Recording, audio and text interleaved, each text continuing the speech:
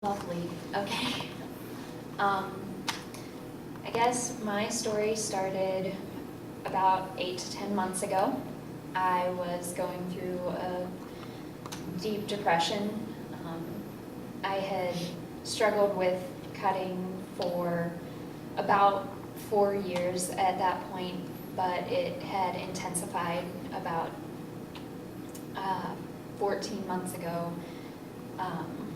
It had become a really intense problem, and so 8 to 10 months ago is when my depression hit its highest point.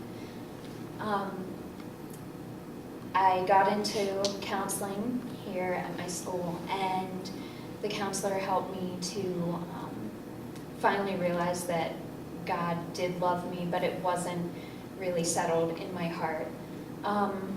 About 2 months ago, I had been trying to fall asleep. I had work the next day, and I was exhausted and couldn't. And a thought came to my mind. And the question that came to my mind was, are you living up to your name? Well, at first I thought, what convoluted conversation did that come out of? And I couldn't think of anything. So I decided to humor it, and my first reaction was, well, the only meaning I've ever found for my name is Aborigines, and that's boomerang. And so in my cynicism, I thought, yeah, no matter how many times people try and throw me away, I just keep coming back. So I finally decided, okay, maybe this is something from God.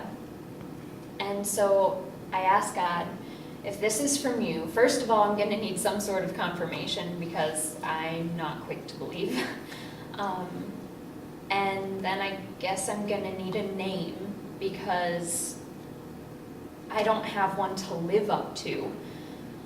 So that was on a Sunday night.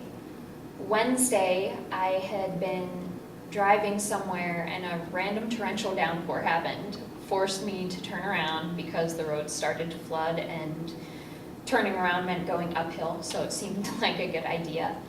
I ended up in a coffee shop to wait out the rain, and one of my friends was sitting there. And I sat down to talk to her, and on the coffee table there was a promotional postcard for your secret name, and it said, your secret name, discovering who God created you to be. I'm pretty sure that my friend thought that I had lost my mind by the way I reacted to it. I had to get on the website as soon as possible and figure out what this was all about. I read the book description, I watched the video, and then I went on to the test section. I found a couple of names that fit me. There was Alone, Cutter, Unwanted.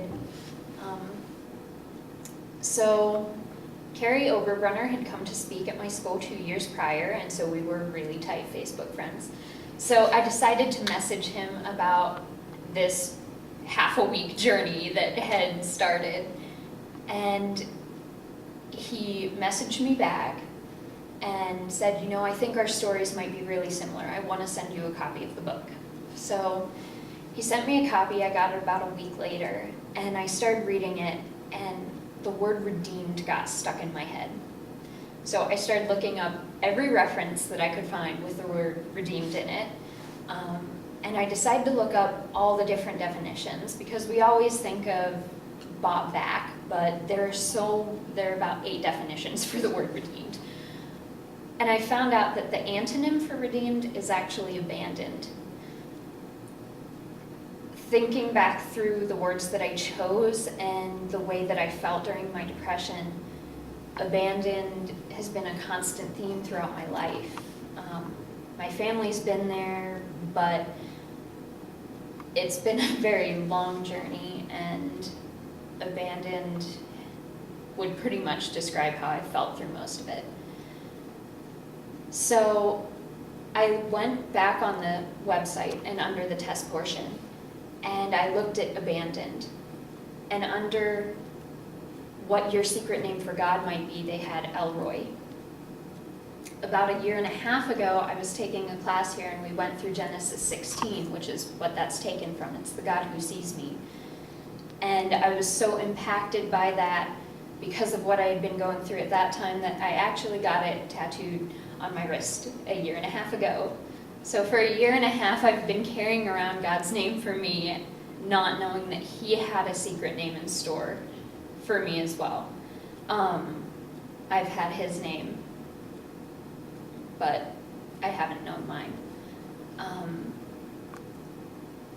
Figuring out my name has been an incredible journey, and it's brought me to a new realization of what it means to be loved by God.